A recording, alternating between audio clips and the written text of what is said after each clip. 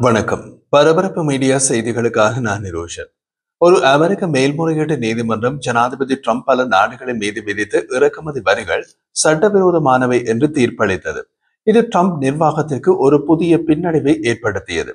அமெரிக்க நீதிமன்றத்தின் இந்த தீர்ப்பு விரிவடைந்து வரும் உலகளாவிய வர்த்தக போரில் ட்ரம்ப் நிர்வாகத்தின் முதன்மை அதிகாரத்தை கடுமையாக குறைக்கக்கூடும். அமெரிக்க பெடரல் மேன்முறையீட்டு நீதிமன்றத்தின் தீர்ப்பு கிட்டத்தட்ட அனைத்து அமெரிக்க இறக்குமதிகளுக்கும் வரி விதிக்க ட்ரம்புக்கு வரம்பற்ற அதிகாரம் இல்லை என்றதன் கீழ் நீதிமன்றத்தின் ஆரம்ப தீர்ப்பை உறுதிப்படுத்தியது.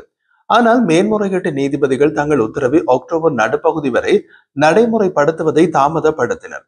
இதனால் ட்ரம்ப் நிர்வாகம் உச்ச நீதிமன்றத்தின் வழக்கை மேன்முறையீட்டு செய்ய நேரம் கிடைத்தது. இறக்குமதி வரி விதிப்புகள் நடைமுறையில் இருந்தாலும் இப்போதைக்கு பாதகமான தீர்ப்பு இன்னமும் ட்ரம்பின் வர்த்தக உக்தியின் மைய பகுதியின் மீது சந்தேகத்தை எழுப்புகிறது. அமெரிக்க அரசின் வருவாயை உயர்த்தவும் உலகளவில் சாதகமான வர்த்தக ஒப்பந்தங்களை செய்யவும் ஜனாதிபதி ட்ரம்ப் விதித்துள்ள வரிகள் மீதும் கேள்விக்குறியை பதித்துள்ளது.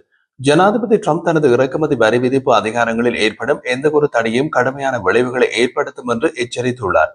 தனது வரிகள் புதிய வருவாய் வட்டாரங்கள் மூலம் அமெரிக்காவை பணக்காரராக்கும் என்று கூறிய ட்ரம்ப் வரிகளை விதிக்கும் தனது திறனை குறைத்து இதுவரை வசூலித்த பில்லியன் கணக்கான டாலரின் சிலவற்றை அமெரிக்கா திருப்பி செலுத்த வேண்டிய கட்டாயம் ஏற்பட்டால் அமெரிக்காவில் மிகப்பெரிய பொருளாதார மந்த நிலை ஏற்படலாம் என்றும் அச்சுறுத்தியுள்ளார்.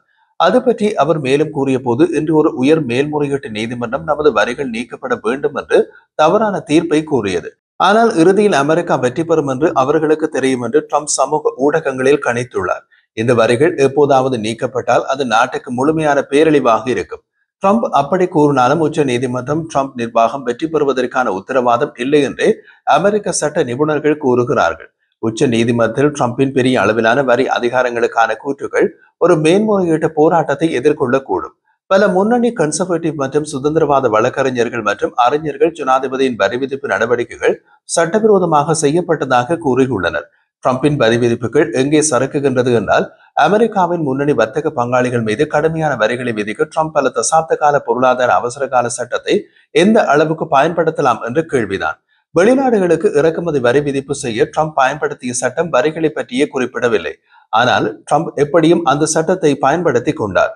ட்ரம்ப் அமெரிக்க வர்த்தக ஒப்பந்தங்களை மீண்டும் உருவாக்கி காங்கிரசின் ஆதரவை பெறாமல் பில்லியன் கணக்கான டாலர் வருவாயை திரட்டுவதை நோக்கமாக கொண்டார்.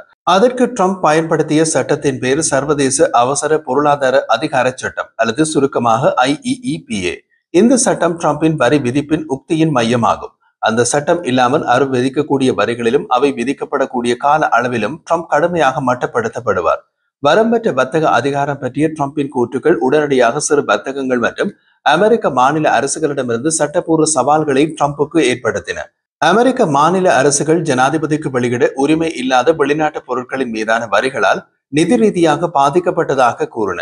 மே மாதம் ஒரு கூட்டாட்சி வர்த்தக நீதிமன்றம் அந்த கூற்றை ஏற்றுக்கொண்டது. வர்த்தக நீதிமன்றம் வெளியிட்ட தீர்ப்பில் சட்டம் ட்ரம்புக்கு உலகளாவிய வர்த்தக போரை நடத்த வரம்பற்ற அதிகாரத்தை வழங்கவில்லை என்ற அடிப்படையில் ஜனாதிபதியின் பல வரி விதிப்புகளை செல்லாததாக்கியது. ட்ரம்ப் நிர்வாகம் விரிவாக மேன்முறையீடு செய்தது. மேல்முறையீட்டு நீதிமன்றம் முதலில் தாம் அந்த வழக்கை ஆராய்ந்து தீர்ப்பு வழங்கும் வரை ஜனாதிபதி தனது வரிகளை பராமரிக்க அனுமதித்தது. அதே நேரத்தில் நீதிபதிகள் ட்ரம்பின் நடவடிக்கைகளின் சட்டபூர்வமான தன்மையினை ஆராய தொடங்கினார்கள். மேன்முறையீட்டு நீதிபதிகள் தீர்ப்பு அளிப்பதற்கு முன்பே வெள்ளை மாளிகை இந்த மாதம் தனது இறக்குமதி வரி விதிப்புகளை பயன்படுத்துவதை விரிவுபடுத்துவதற்கான கதவை திறந்தது. 90க்கும் மேற்பட்ட நாடுகளை இலக்காக கொண்ட புதிய வரிகளை அறிவித்தது. ரஷ்யாவிடம் எண்ணெய் வாங்கியதற்காக இந்தியாவுக்கு இறக்குமதி வரிய தவிர அபராத வரி என்ற பெயரில் புதிய வரி ஒன்றை அறிமுகப்படுத்தியது. ஜனாதிபதி சட்டபூர்வமாக சொந்தமாக வரிகளை விதிக்க முடியாது.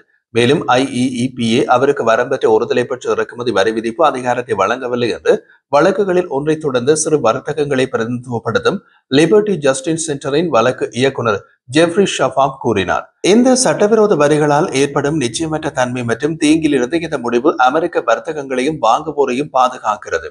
இந்த தீர்ப்பு ட்ரம்பின் ஜனாதிபதி பதவியின் தொடக்கத்தில் இருந்தே உள்ள பெரிய அளவிலான வரிகளை உள்ளடக்கியது. இதில் சீனா, கனடா மற்றும் மெக்சிகோ மீதான அவரது கடினமான நடவடிக்கை இறக்குமதி வரி விதிப்புகள் சில அடங்கும். தொடர்ச்சியான வர்த்தக பற்றாக்குறை முதல் அமெரிக்காவுக்குள் ஃபென்டான் மருந்தின் ஓட்டம் வரை வளர்ந்து வரும் அவசர நிலைமைகளின் தொகுப்பை சுட்டிக்காட்டி அவர் அவற்றை நியாயப்படுத்தினார். இந்த விவகாரம் என்னவென்றால், சீனாவில் தயாரிக்கப்படும் ஃபென்டான் மருந்து சீனாவிலிருந்து கனடா மற்றும் மெக்சிகோவுக்கு போய் அங்கிருந்து எல்லை வழியாக அமெரிக்காவுக்குள் வருவதாக கூறிய ட்ரம்ப் சீனா, கனடா மற்றும் மெக்சிகோ மீது இறக்குமதி வரி விதித்தார்.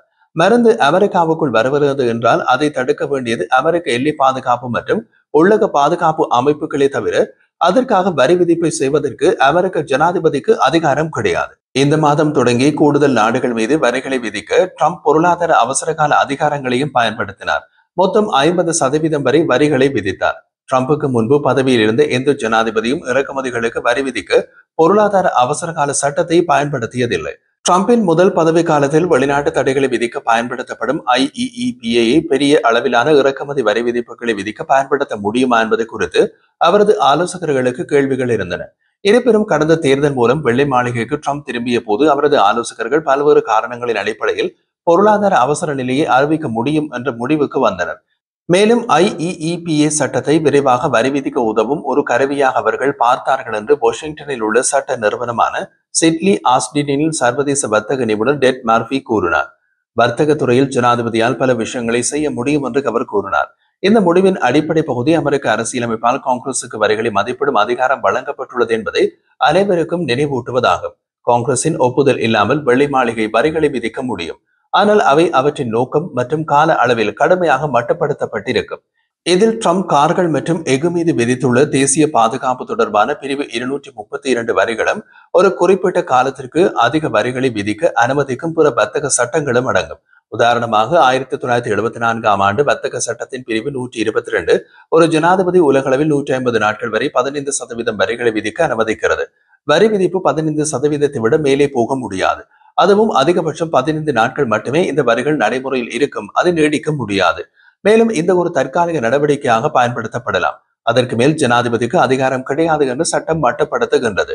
ட்ரம்ப் சீனாவுக்கான வரி விதிப்பை ஏலம் விட்டது போல 200% மேல் கொண்டு சென்றதெல்லாம் குழந்தைத்தனமான விளையாட்டு. அமெரிக்க சட்டத்தில் அதற்கு அனுமதி இல்லை. அமெரிக்க வர்த்தகத்துடன் நேரடியாக தொடர்பு படாத ரஷ்ய கச்சா எண்ணெய் வாங்கியதற்கு அபராத வரி விதிக்கும் அதிகாரம் அமெரிக்க ஜனாதிபதிக்கு எந்த சட்டத்திலும் கிடையாது. இப்படியாக ட்ரம்பின் வரி விதிப்பு சிரிப்புக்குள்ளாகியுள்ள நிலையில் ட்ரம்பின் மற்றொரு கூட்டை சிரிப்புக்குள்ளாகியுள்ளது இந்தியாவின் பொருளாதாரம். இந்தியாவின் பொருளாதாரத்தை இறந்த பொருளாதாரம் என்று வர்ணித்திருந்தார் ட்ரம்ப். ஜூலை 31 ட்ரூத் சோஷியலில் அமெரிக்க ஜனாதிபதி டொனால்ட் ட்ரம்ப் வெளியிட்ட ஒரு பதிவில் ரஷ்யாவுடன் இந்தியா என்ன செய்தாலும் எனக்கு கவலை இல்லை. அவர்கள் தங்கள் இறந்த பொருளாதாரங்களுடன் ஒன்றாகவே போய் விழட்டும் என்று குறிப்பிட்டார். ட்ரம்பின் சோஷியல் பதிவுகள் பற்றி இந்திய பொருளாதாரம் கவலைப்படவில்லை என்பதை இப்போது வெளியாகியுள்ள ஒரு தரவு காட்டுகின்றது. தேசிய புள்ளி விவர அலுவலகம் NSO வெளியிட்ட இந்தியாவின் ஏப்ரல்-ஜூன் மாத மொத்த உள்நாட்டு உற்பத்தி வளர்ச்சி தரவு ஆச்சரியப்படத்தக்க மீள்தன்மையுடன் கூடிய பொருளாதாரத்தை காட்டியது. திடமான பண்ணை உற்பத்தி, வலுவான தனியார் செலவு, சேவைகளில் ஏற்றம் மற்றும் முன்கூட்டிய அரசாங்க செலவினங்களால் இந்திய பொருளாதாரம் உயர்ந்ததை தரவு காட்டியது. ட்ரம்பின் இறந்த பொருளாதார கூச்சலை மீறி இந்தியாவின் மொத்த உள்நாட்டு உற்பத்தி ஏப்ரலில்-ஜூன் காலாண்டில் ஆண்டுக்கு 7.8% அதிகரித்தது. இது இந்த காலாண்டுகளில் அதன் வேகமான வளர்ச்சி என்று அதிகாரப்பூர்வ தரவு காட்டியது. இந்தியாவின் மொத்த உள்நாட்டு உற்பத்தி 6.7% இருக்கலாம் என்று முன்பு கணிப்பிடப்பட்டு சந்தை முன் அறிவிப்புகள் வெளியாகி இருந்தன. தற்போதைய வளர்ச்சி அதையும் கடந்து அதற்கு மேல் காலாண்டில் 7.4%ஐயும் கடந்து 7.8%ற்கு அதிகரித்தது. இது ட்ரம்பின் பொருளாதார நிபுணத்துவம் மற்றும் கணிப்பை கேலிக்குரியதாக மாற்றுகிறது. சேவைகள் உற்பத்தி மற்றும் விவசாய உற்பத்தியால் இயக்கப்படும் இந்தியாவின் உள்நாட்டு பொருளாதாரத்தின் வலிமையினை இந்த தரவு காட்டுகின்றது. முதலீட்டாளர்கள் சீனாவை விநியோக சங்கிலியில் சார்ந்திருப்பதை மறு மதிப்பீடு செய்து வரும் நேரத்தில் பிரதமர் நரேந்திர மோடியின் அரசாங்கம் இந்தியாவை உலகளாவிய உற்பத்தி மையமாக மாற்றுவதற்காக அழுத்தம் கொடுத்து வருகின்றது. ஆனாலும் கூட ட்ரம்பின் வரி அதிகரிப்பு இந்தியாவின் ஏற்றுமதி இயந்திரத்தை தடம்புரள செய்யும் அச்சுறுத்தலை ஏற்படுத்துகின்றது. மேலும் வேலைகள் மற்றும் தனியார் முதலீட்டுக்கு ஆபத்தினை ஏற்படுத்துகின்றது. சில ஆய்வுகளின் கூற்றுப்படி அமெரிக்க வரிகள் தொடர்ந்தால் அடுத்த ஆண்டு இந்தியாவின் வளர்ச்சியில் 0.6 தொடக்கம் 0.8% புள்ளிகள் வரை குறையக்கூடும். அதே நேரத்தில் ட்ரம்பின் வரி விதிப்பு அமெரிக்க உச்ச நீதிமன்றத்தால் முடிக்கப்பட்டால் வளர்ச்சி மேலும் அதிகமாகும்.